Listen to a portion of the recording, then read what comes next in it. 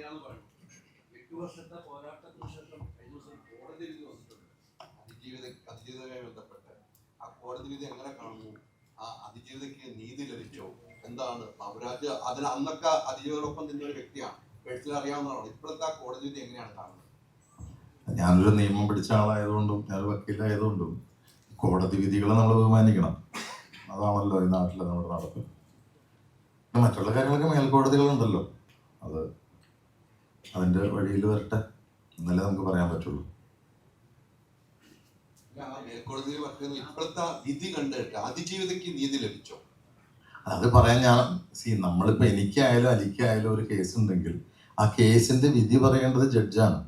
പിന്നെ ആ ജഡ്ജി പറഞ്ഞത് തെറ്റായിപ്പോയോ എന്ന് തീരുമാനിക്കാൻ മേൽക്കോടതി ഉണ്ട്. ആ മേൽക്കോടതി വരുന്നവരെ നമുക്ക് കാത്തിരിക്കാമെന്നല്ലാതെ അവിടെ ബാബുരാജ് ആരാണ് പറയാൻ, അലി ആരാണ്, ആരുമല്ല. നമ്മുടെ ഒരു നിയമ സംവിധാനത്തിൽ അങ്ങനെയാണ് കാര്യങ്ങൾ.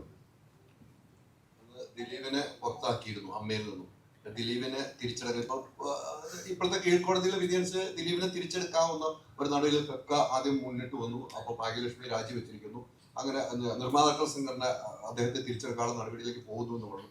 താരസംഘടന അമ്മയുടെ ഒരു മെമ്പറാണ് ഇപ്പോൾ താങ്കൾ, സംഘടനയിലെ മെമ്പർ മാത്രമേ ഉള്ളൂ. അത്തരം ഒരു തീരുമാനം എന്നാൽ താങ്കൾ എന്ത് ചെയ്യും? ഇപ്പൊ അമ്മയിൽ തിരിച്ചെടുക്കുന്ന ദിലീപിനെ എടുക്കുന്ന കാര്യമായിട്ട് വന്നാൽ? അല്ല, അതെല്ലാം ഇനി അമ്മയുടെ ഭാരവാഹികൾ തീരുമാനിക്കണ്ടല്ലേ. നമുക്ക് അതിനകത്ത് പറയാനുള്ള ഒരു സ്കോപ്പ് എന്ന് പറയുന്നത് ജനറൽ ബോഡിയൊക്കെ വരുമ്പോൾ സംസാരിക്കാമെന്ന് മാത്രമേ ഉള്ളൂ. അതൊക്കെ അവരുടെ തീരുമാനങ്ങളാണ്. എല്ലാ അംഗങ്ങളും തീരുമാനിക്കുന്നത് പോലെയാണല്ലോ. അല്ലാതെ ബാബുരാജ് എന്ന് പറയുന്ന വ്യക്തി ഇപ്പോൾ ഞാനൊരു അംഗം മാത്രമാണ് താങ്കൾ പറഞ്ഞ പോലെ. അപ്പൊ അതൊക്കെ അവർ തീരുമാനിക്കട്ടെ. പിന്നെ ഓരോ സംഘടനയ്ക്കും തീരുമാനിക്കാനുള്ള അവകാശങ്ങൾ അവർക്കുണ്ടല്ലോ. പോയപ്പോൾ കത്ത് തന്നാലാണ് തിരികെ നിയമമുണ്ടല്ലോ, അമ്മയ്ക്കൊരു നിയമമുണ്ട്. ആദ്യം പുറത്തായാലും പുറത്താക്കിയ ആളാണ് ആദ്യം അപേക്ഷ തരണം. അങ്ങനെ ഒരു കീഴ്വഴക്കം തന്നെ ആയിരിക്കും ദിലീപിനും ഉണ്ടാവുക. അത് ഞാനല്ലല്ലോ പറയണ്ടേ. അതിപ്പോ തീർച്ചയായിട്ടും ബൈലോയിൽ എന്ത് പറയുന്നു അതനുസരിച്ച് തീർച്ചയായിട്ടും വേണം. അതൊക്കെ ഇപ്പൊ ഭരണത്തിലുള്ള ആൾക്കാരല്ലേ തീരുമാനിക്കണ്ടേ. അവരത് നല്ല രീതിയിൽ മുന്നോട്ട് കൊണ്ടുപോകുന്നുണ്ട്. സ്ത്രീകളാണ്, അവർക്കറിയാം എങ്ങനെ കൊണ്ടുപോകണമെന്ന്. ഗംഭീരമായിട്ട് പോകുന്നുണ്ടല്ലോ. പിന്നെ അല്ല, പിന്നെ അവര് നന്നായിട്ട് പോകുന്നുണ്ടല്ലോ. എല്ലാവരും 17 പേരും അതിനകത്ത് ആത്മാർത്ഥമായിട്ട് പരിശ്രമിക്കുന്നുണ്ടെന്നുള്ളതാണ് എനിക്ക് മനസ്സിലാക്കാൻ സാധിക്കുന്നത്. അവരത് നന്നായിട്ട് കൈകാര്യം ചെയ്തോളൂ. സ്ത്രീകൾ തലപ്പത്തിരിക്കുന്ന സമയമാണ് അതിജീവിത വിഷയത്തിൽ. ആ സമയത്ത് പോലും ആ സംഘടനയിൽ ഒരു പ്രതികരണം ഇല്ലാത്തതിനെ താങ്കൾ എങ്ങനെയാണ് കാണുന്നത്? എന്തുകൊണ്ടായിരിക്കും അങ്ങനെ സംഭവിക്കുന്നത്? ഞാൻ ഈ സമയത്ത് ലാലേട്ടനെയാണ്, ഈ സമയത്ത് പാവം ലാലേട്ടനായിരുന്നെങ്കിൽ ദൂരെ കഷ്ടപ്പെടേണ്ടതല്ലേ. ഇപ്പോ ഇവരായതുകൊണ്ട് അവർക്ക് അതിൽ നിന്ന് എസ്കേപ്പ് ചെയ്ത് പോകാൻ പറ്റും. ലാലേട്ടൻ എങ്ങനെ ആയിരുന്നെങ്കിൽ ഇതിന്റെ തലപ്പത്തായിരുന്നെങ്കിൽ അദ്ദേഹത്തിന് ഒരു നിങ്ങളെല്ലാവരും കൂടി വീർപ്പ് മുട്ടിച്ചാണ്. ഇപ്പൊ ഞാനിപ്പോ സത്യം പറഞ്ഞാൽ ലാലേട്ടൻ മാറിയത് നന്നായി എന്ന് ചിന്തിക്കുകയാണ്. പിന്നെ ഇപ്പൊ നമുക്ക് ഇപ്പൊ ഈ ഒരു അവസരത്തിൽ നമ്മൾ ഇതിനെക്കുറിച്ച് പറഞ്ഞ് വിവാദമാക്കേണ്ട കാര്യമില്ല. ഇതാണ് ഇപ്പൊ നമുക്ക് വരട്ടെ, ഇനിയും സമയങ്ങളുണ്ടല്ലോ.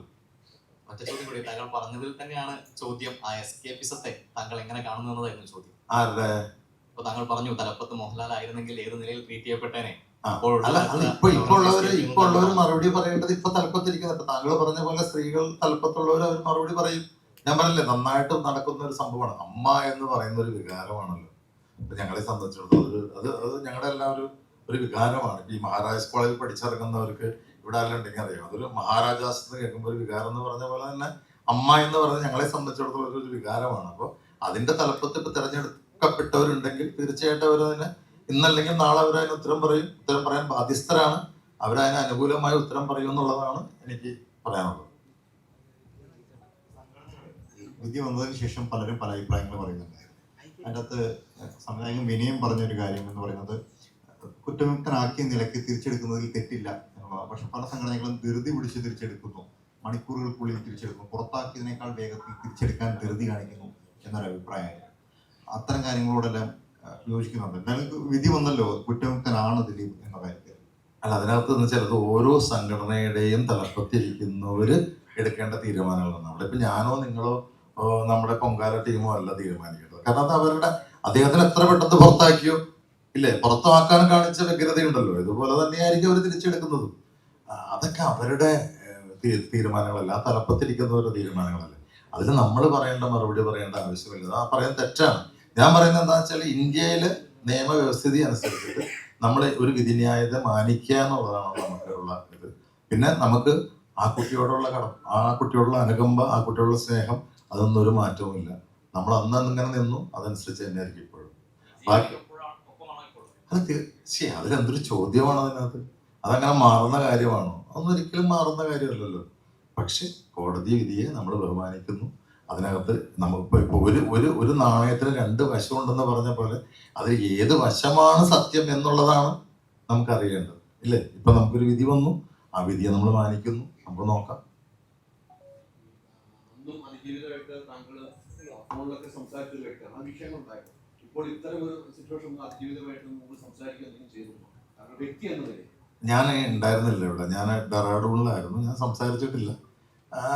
എന്ത് സംസാരിക്കാനാന്ന്, ഇല്ലേ? നമ്മളതിനകത്ത് വരട്ടെ. ഇപ്പൊ നമ്മൾ ഇവിടെ ഇരിക്കുന്ന ഒരു പ്രൊമോഷന്റെ ഭാഗമായിട്ടല്ലേ, അതൊക്കെ നമുക്ക് പിന്നീട് പറയാം.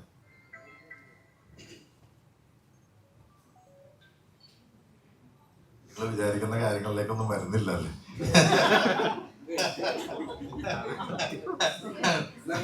കലങ്ങിയില്ല, കലങ്ങിയില്ല. കിച്ചുവിന് എന്തും പറയാം, കാരണം കിച്ചു ഒന്നിനും ഇല്ലാത്തതുകൊണ്ട്.